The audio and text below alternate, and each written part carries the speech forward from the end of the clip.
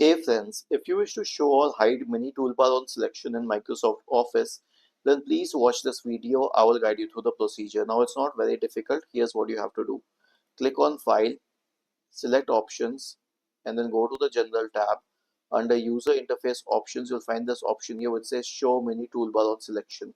This is checked by default. If you uncheck it and click on OK, it will hide the mini toolbar on selection in Microsoft Office. But if you want it activated, which I usually suggest, then just return to File, select Options. In the General tab, you will find this option here which says Show Mini Toolbar on Selection, and then click on OK. So this is how it works.